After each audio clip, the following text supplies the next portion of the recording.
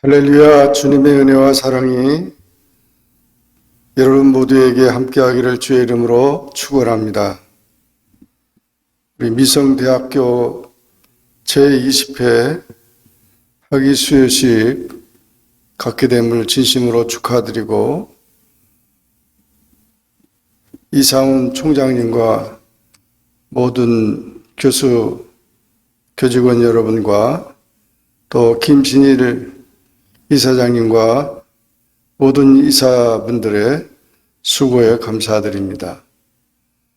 또 이번에 22명의 졸업생들이 그동안 3, 4년 동안 이렇게 코로나로 어려운 상황 속에서도 하나님의 말씀에 입각해서 열심히 공부해서 오늘 이 영광스러운 자리를 갖게 돼서 진심으로 축하를 드립니다. 미국 텍사스주 소도시 유벨디의 한 초등학교에서 지난 5월 24일 총기 난사 사건이 발생했습니다. 이 사건으로 교사 2명과 어린이 19명이 사망했습니다. 미국 오클라호마주 털사의 한 병원 건물에서 지난 6월 1일 총기 난사 사건이 발생했습니다. 총격금을 범을 포함해 적어도 5명이 숨지고 여러 명이 부상했습니다. 미국 필라델피아 도심 유흥가 사우스 스트리트에서 지난 6월 4일 총기 난사 사건이 발생했습니다. 무차별 총격 사건으로 인해 3명이 숨지고 최소 11명이 다쳤습니다. 이렇게 가까운 시일에 미국에 여러 사건들이 터지는 것을 보면서 그 희생자 가족과 나라 위에 기도해야 되겠습니다. 오늘 우리는 미성대학교 졸업예배로 드립니다. 이번에 미성대학교를 졸업하고 세상으로 나아가는 졸업생들에게 주의 놀라운 축복이 함께 하시기를 축원합니다. 3가지 은혜를 꼭 기억하시기 바랍니다. 순간순간 여러분을 지키시고 인도하신 하나님 은혜에 감사하십시오. 여러분을 위해서 기도하고 노심초사 진정으로 수고하고 물심양면으로 지원한 가족들의 수고에 감사하십시오. 여러분과 함께 예배드리며 귀한 말씀과 믿음으로 지도하셨던 선생님들과 기도해 주신 분들께 감사하십시오. 오늘 본문의 말씀은 사도 바울이 믿음의 아들 디모데에게 하는 말씀입니다. 오직 너 하나님의 사람아, 이것들을 피하고 의와 경건과 믿음과 사랑과 인내와 온유를 따르며 믿음의 선한 싸움을 싸우라. 영생을 취하라. 이를 위하여 내가 부르심을 받았고 많은 증인 앞에서 선한 증언을 하였도다. 그렇게 말씀했습니다. 디모데 전서는 목회서신으로서 교회를 목회하는 디모데에게 보낸 편지입니다. 오직 너 하나님의 사람아, 이렇게 말씀했는데 오늘 제목이 오직 너 하나님의 사람아입니다.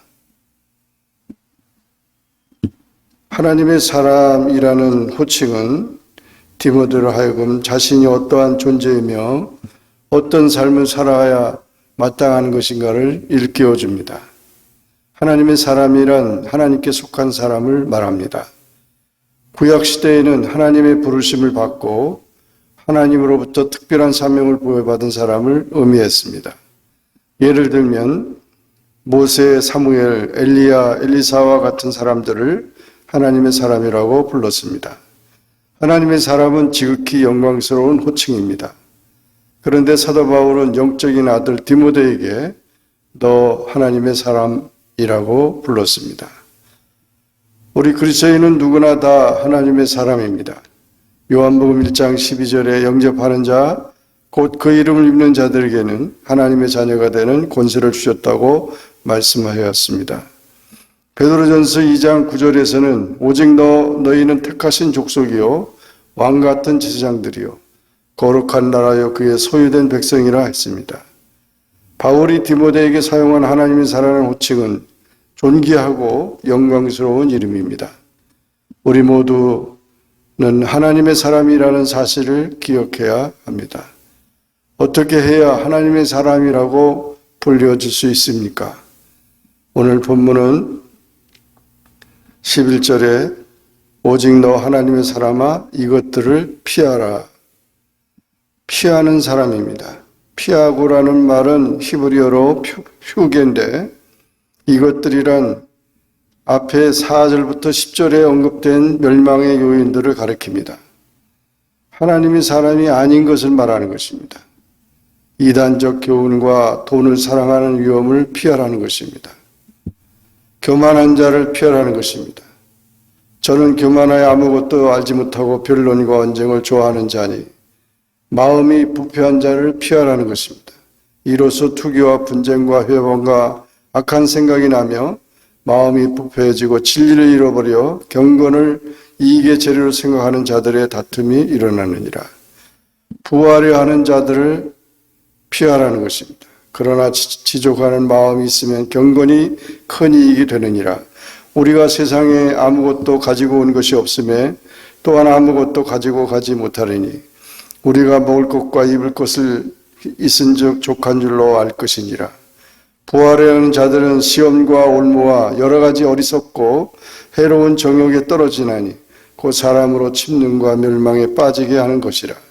돈을 사랑함이 일만하게 뿌리가 되나니 이것을 사모하는 자들이 미혹을 받아 믿음에서 떠나 많은 근심으로써 자기를 찔렀도다. 물욕은 평안을 빼앗아가고 근심과 걱정을 가져다 줍니다. 그들이 아무리 좋은 것을 대접한다 해도 우리는 피해야 합니다. 피할 것을 피하지 않으면 낭패를 보게 되는 경우가 있습니다. 신앙생활에 방해가 되는 것은 과감하게 피하는 지혜를 가져야 합니다. 친구도 좋지만 그 친구가 내 신앙을 방해한다면 전도하여 같이 신앙생활을 하든지 아니면 피하는 것이 좋습니다. 두 번째로 오직 너 하나님의 사람아 따르며 했는데 의와 경건과 믿음과 사랑과 인내와 온유를 따르라고 했습니다. 따르면은 헬라어로 디오케인데 추구하다, 담는다 그런 뜻이 있습니다. 피하고의 반대 말입니다. 바울은 하나님의 사람인 디모데가 추구해야 할 6가지 덕목을 열거합니다. 의, 법률용어로 공의를 뜻합니다. 경건, 하나님과 더불어 살고 있다는 경외심을 간직하는 것으로 하나님의 성품을 닮아가는 행위입니다. 믿음, 주관적인 믿음으로서 하나님과 그의 말씀을 신뢰하는 것을 뜻합니다. 사랑, 하나님께서 인간을 위해 하신 일 중 가장 위대한 것으로서 인간이 본받아야 할 신앙의 핵심 요소입니다. 인내, 불행과 고난에도 불구하고 흔들리지 않고 견디는 것을 말합니다. 온유, 신약 성경 중 여기서만 나오는 단어인데 온순이라고 번역됩니다. 이것은 그리스도의 성품을 닮은 자가 지니는 특징 중의 하나로서 다른 사람들에게 안위를 제공하고 대인관계에 있어서 늘 여유 있는 상태를 가리킵니다. 예수님께서는 나는 마음이 온유하고 겸손하니 나의 멍에를 메고 내게 배우라고 하셨고 그러면 너희 마음이 쉼을 얻으리라고 했습니다. 이와 같이 6가지 덕목을 말하고 있는데 이것은 열심히 우리가 배워야 하고 또 그렇게 살아야 됩니다. 깨끗하고 이렇게 살라는 것입니다. 또한 다른 데서 사도 바울은 성령의 열매 9가지를 언급했는데 유사한 것입니다. 우리가 이와 같이 아름다운 덕을 쌓아가면서 신앙의 열매를 맺어가야 된다는 것입니다. 셋째로 오직 너 하나님의 사람아 믿음의 선한 싸움을 싸우라 그렇게 말씀했습니다. 이를 위하여 내가 부르심을 받았고 많은 증인 앞에서 선한 증언을 하였도다. 여기서 싸우라는 말은 아고니주 헬라어로 근데 올림픽 같은 운동 경기에서 시합하는 것을 말합니다. 시합에 이기기 위해 애쓰는 것을 말합니다. 선한 경기에서 경쟁하라는 것입니다. 믿음이라는 경기에서 이기기 위해 온갖 노력을 다 기울여야 합니다. 손자병법에는 다음과 같은 말이 나옵니다. 적을 알고 나를 알면 100번 싸워도 위태롭지 않고 적을 모르고 나만 알면 한 번 이기고 한 번 질 것이며 적도 모르고 나도 모르면 싸울 때마다 위태롭다라고 하는 것입니다. 우리는 나 자신을 포함하여 싸우면서 나아가야 할 것이 많습니다.